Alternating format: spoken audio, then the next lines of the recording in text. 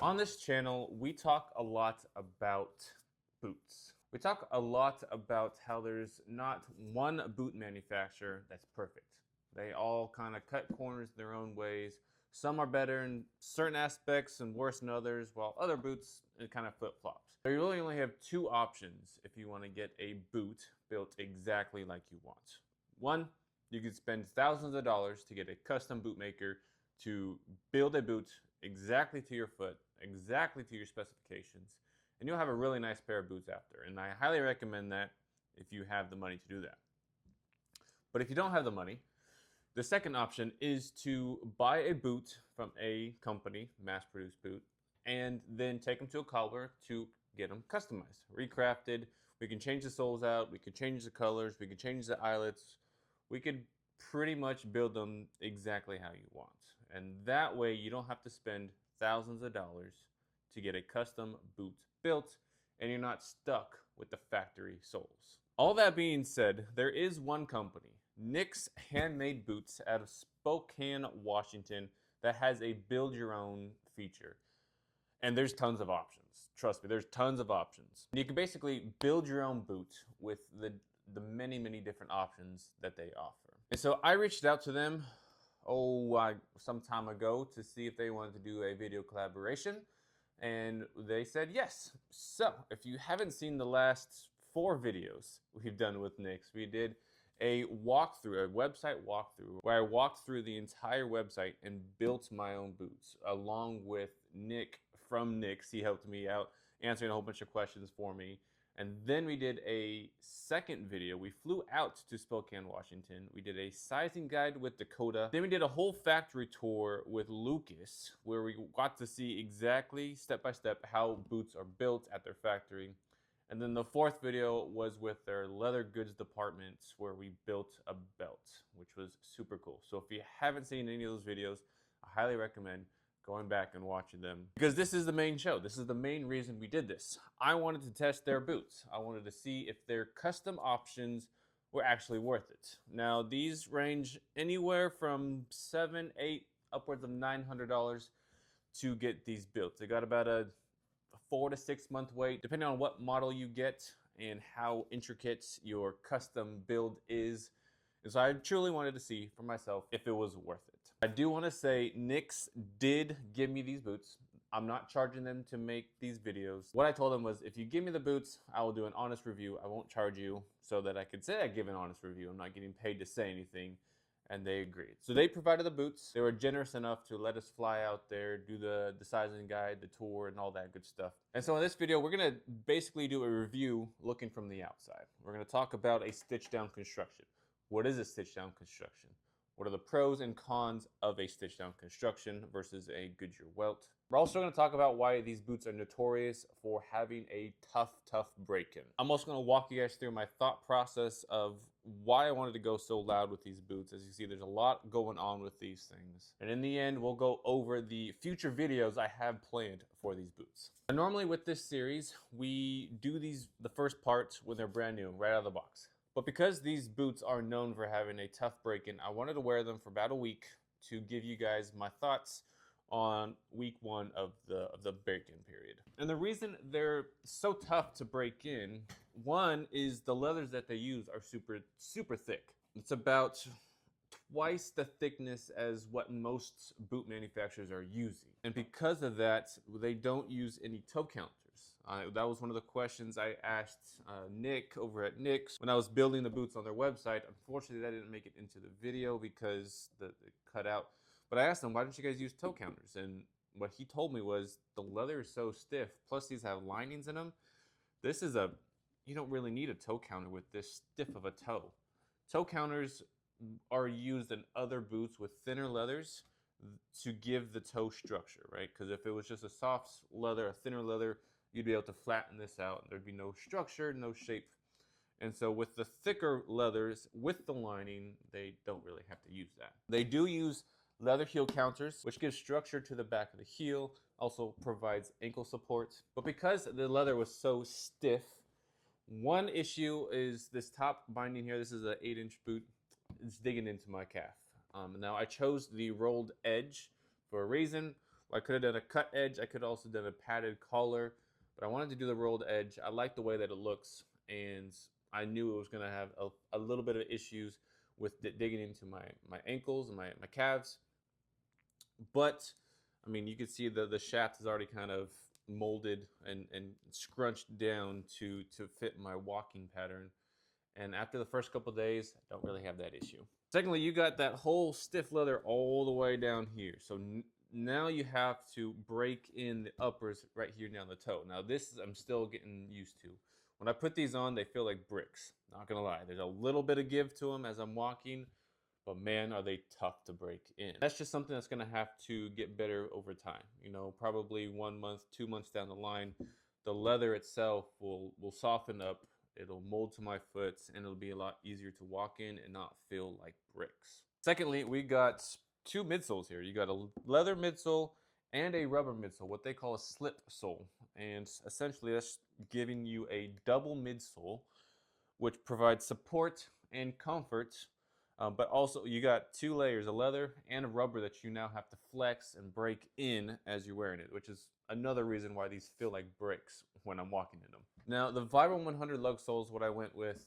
It's got a thinner waist, so that's not really adding to the stiffness. Now if I got like a 700, if I got a 430, where it's the same thickness all the way throughout the heel, then that would have been a little bit harder to break in. And lastly, what you don't see on the inside of the boot, the footbed, or the insole is what some people call it, is also leather. So you're stepping on a piece of leather, which is stitched and nailed to another piece of leather, which is stitched to a rubber midsole, which is then glued to the outsole. So you got 1, 2, 3, 4 layers basically of material that you're trying to walk in and flex and break in, and that's gonna come with time, unfortunately. But truthfully, after this first week, I mean, I wear them like 7 a.m. to 11, 12 o'clock at night as I'm working all day.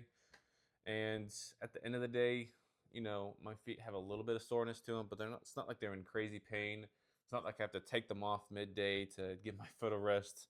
I know some boots you have to. This one, not so much, at least in my experience. Now, everyone's gonna have different experiences with their boots. They're gonna even if you get this exact same boot for yourself, everyone's different. Everyone's body is different. Everyone's feet reacts differently to different boots, and so your experience is gonna vary compared to mine. I'm just giving my opinion and my experience so far. I've only worn these for a week, so I know I still have plenty of break-in left to go. And now, what is a stitch down?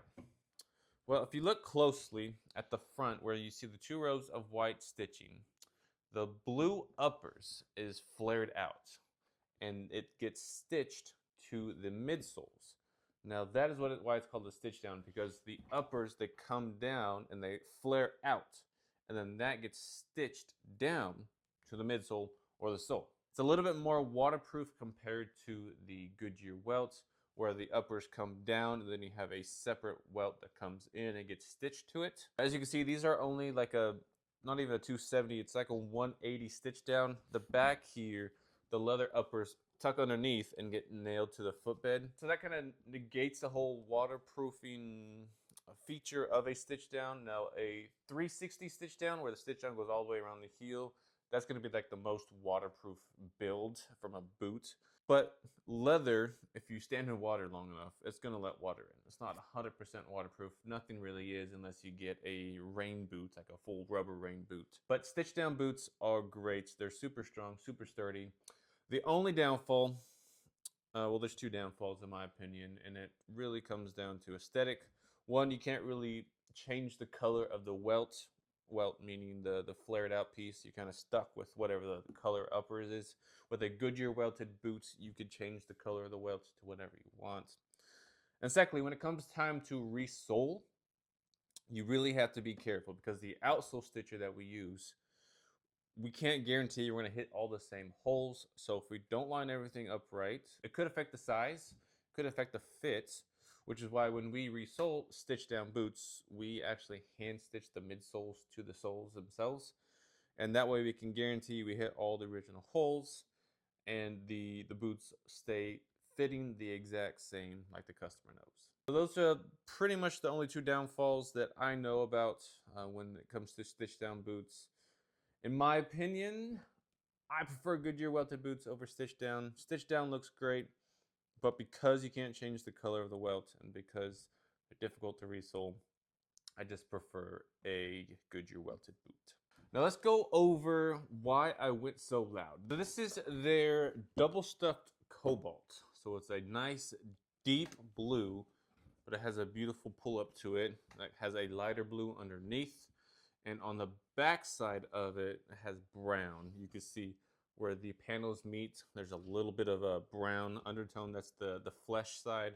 If you look on the inside, the shaft is unlined, so you can see the back of the leather, which means over time, these boots are going to get a lighter blue and will have some of that brown peeking through as time goes on as the leather patinas. But I really want to show you guys how custom nicks can get.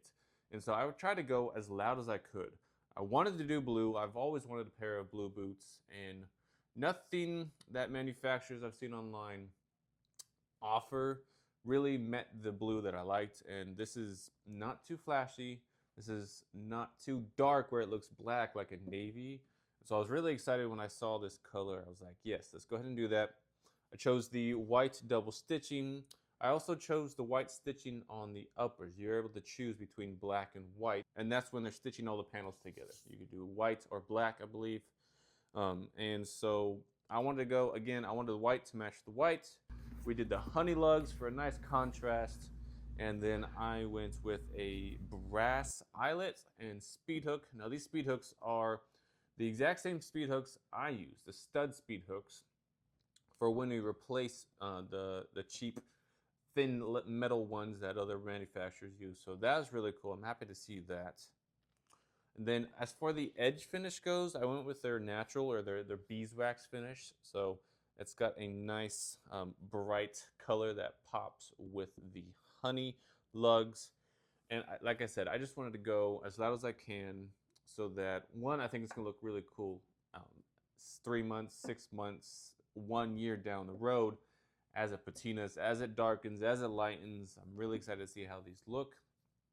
But also, I wanted to show you guys how custom they can get. They have a whole bunch of fun colors you could choose from. They have some really cool standard colors like brown, black, tobacco, mahogany, and they change out leathers all the time. They're constantly adding new leathers, cycling out the old ones. And it's really impressive that they're able to do that from a business standpoint. So many different options that they have, and they could still somehow manage to build a boot exactly how you want it according to the specifications they have on their website. So normally our review series is 3 months long. So the first part, I wear them every day for 3 months. Then we take them apart, review, and recraft them.